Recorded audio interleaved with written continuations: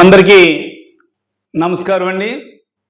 ముఖ్యంగా అనపర్తి నియోజకవర్గంలో విచ్చలవిడిగా వీధి వీధికి బెల్ట్ షాపులు ఏ రకంగా ఉన్నాయో గతంలో నేను చెప్పడం జరిగింది. సాక్షాత్తు ఎక్సైజ్ డిపార్ట్మెంట్ వారికి కూడా ఏ గ్రామంలో ఏ సెంటర్లో బెల్ట్ షాప్ ఉందా అన్నది కూడా అడ్రస్లతో సహా కూడా ఇవ్వడం జరిగింది. తూతూ మంత్రంగా 2-3 రోజులు చెకింగ్లు చేసి తర్వాత మళ్ళీ విడిచిపెట్టి మళ్ళీ చాలా గ్రామాల్లో యథావిధిగానే బెల్ట్ షాపులు రన్ అవుతూ ఉన్నాయి. ఈ సందర్భంగా రామకృష్ణారెడ్డి నేను ఒకటే అడుగుతూ ఉన్నా, బెల్ట్ షాపులకు సంబంధించి నీ అక్రమ మద్యానికి సంబంధించి నీకు సంబంధం లేకపోతే ప్రజల ఆరోగ్యానికి హానికరమైనటువంటి అటువంటి కల్తీ మద్యాన్ని అమ్మే బెల్ట్ షాపుల్ని నువ్వు ఎందుకు ఎంకరేజ్ చేస్తున్నావు? సూటుగా నిన్నే అడుగుతున్నా రామకృష్ణారెడ్డి. రాష్ట్రం వ్యాప్తంగా అట్టుడుకుపోతుంది కల్తీ మద్యం, ఎక్కడెక్కడదో ఉన్నది రాష్ట్రం అంతా వ్యాపించిందని మన అనపర్తి నియోజకవర్గంలో కూడా ఆ బెల్ట్ షాపుల ద్వారా ఎంతో కల్తీ మద్యం సరఫరా అయింది. ఆ కల్తీ మద్యం తాగిన వాళ్ళ పరిస్థితి రాను రోజుల్లో తెలుస్తుంది. లివర్లు, అదేవిధంగా ప్యాంక్రియాస్, గతంలో కిడ్నీలు, కళ్ళు ఏ రకంగా దెబ్బతింటాయా అన్నది. ఇప్పటికే కొంతమంది ఏదో కంప్లైంట్లతో ఆసుపత్రులు పాలవుతున్నారు. రాను రోజుల్లో వాళ్ళ ఆరోగ్యం చాలా దయనీయంగా తయారవుతుంది నీ డబ్బు కక్కుర్తి వల్ల. ఎందుకు ఈ బెల్ట్ షాపులను అరికడతలేదు? అధికారులను ఎందుకు ఆదేశించడం లేదు? ఒకవేళ అధికారులు రైడింగ్ వచ్చినా కూడా నువ్వెందుకు వాళ్ళకి అధికారులకు సపోర్ట్గా ఎందుకు ఉండలేదు నువ్వు?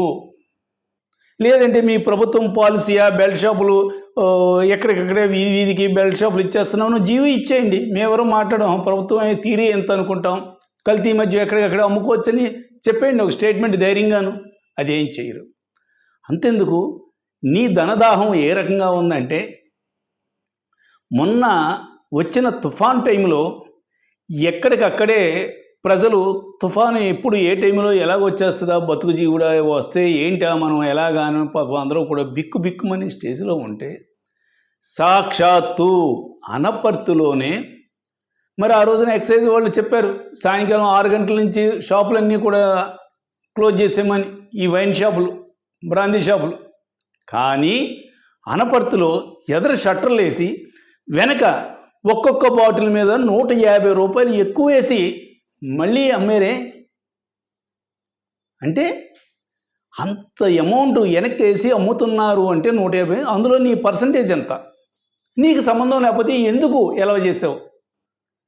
మేము వైఎస్ఆర్ తరఫున సాక్షాత్తు ఎక్సైజ్ వాళ్ళకి నేనే ఫోన్ చేసి చెప్పానే, ఇంకా అనపర్తిలో పల్నా సెంటర్లో ఇలా జరుగుతుందని ఈని మేము చెప్పాల్సిన పని ఏముంది? సాక్షాత్తు నువ్వు ఎమ్మెల్యేవు కదా, వెంటనే అరికట్టండి. నువ్వు ఎందుకు చెప్పలేదు? అంటే నీకు వచ్చి లాభం తగ్గిపోతుందనా? కనీసం ప్రజల ఆరోగ్యం పట్ల కూడా ఆ మాత్రం కూడా నీకు శ్రద్ధ లేదా? అనపర్తులు అలాగ అమ్మడం అన్నది వాస్తవం కాదా? మేము ఎక్సైజ్ వాళ్ళకి చెప్పడం వాస్తవం కాదా? మేము చెప్పిన తర్వాత యాక్షన్లోకి వచ్చారే. అప్పటికే ఊరు వాడ అందరూ కూడా చాలామంది మద్యపానం ఎవరైతే బానిసలు ఉన్నారో వాళ్ళందరూ కూడా తీసుకోవడం జరిగింది. 150 రూపాయలు కూడా ఎక్కువ పెట్టి బాటిల్కి. అంటే నీ ధనదాహానికి ఈ తుఫాన్ టైంలో కూడా వాళ్ళు రోడ్డు మీద పడిపోతే ఎవరికి దిక్కు?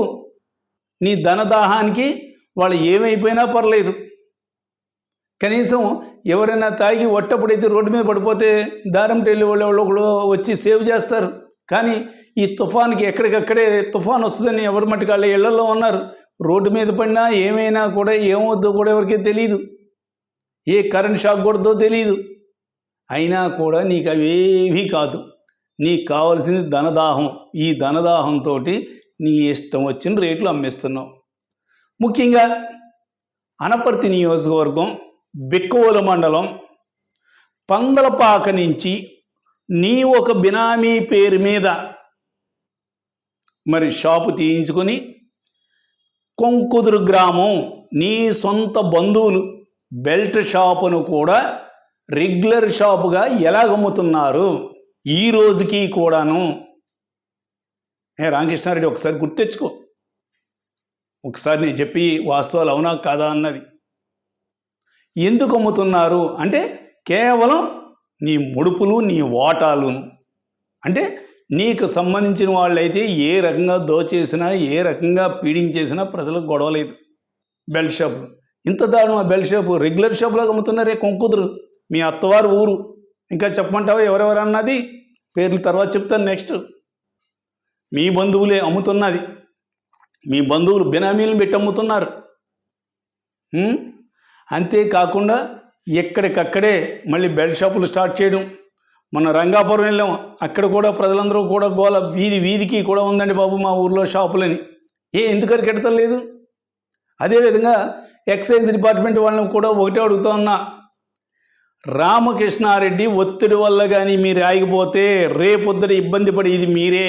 ఎక్సైజ్ డిపార్ట్మెంట్ మేము ఆల్రెడీ మీ దృష్టికి తీసుకొచ్చాం. లేదు తొందరలోనే మీరు ఇదే పందాగాని కొనసాగిస్తుంటే ఎక్సైజ్ డిపార్ట్మెంట్ వాళ్ళని కూడా ఒకటే చెప్తా ఉన్నా, రామకృష్ణారెడ్డి ఎమ్మెల్యే చెప్పాడు కాబట్టి అటు రైడింగ్కి వెళ్తారు లేదని మీలో మీరు అనుకోవచ్చు. ఇవాళ రామకృష్ణారెడ్డి మిమ్మల్ని కాపాడుతాడని అనుకోవచ్చు, కానీ రేపొద్దున వచ్చేది మా ప్రభుత్వమే. ఈ రోజున ఇటువంటి అక్రమ వ్యాపారాలకు ఎవరైతే సహకరించారో వాళ్ళందరికీ కూడా తగిన విధంగానే మరి శాస్తి జరుగుతుందంటే వాళ్ళు మాత్రం ఎటువంటి అనుమానం లేదు. ఎవరైతే అక్రమవాసులకు అక్రమంగా వ్యాపారం చేసే వాళ్ళకి సపోర్ట్ చేసిన వాళ్ళకి, న్యాయంగా చేసే వాళ్ళు ఎవ్వరికీ కూడా ఏ రకంగానూ ఇబ్బంది ఉండదు. వీళ్ళకి వత్తాసు పలికి వాళ్ళకే.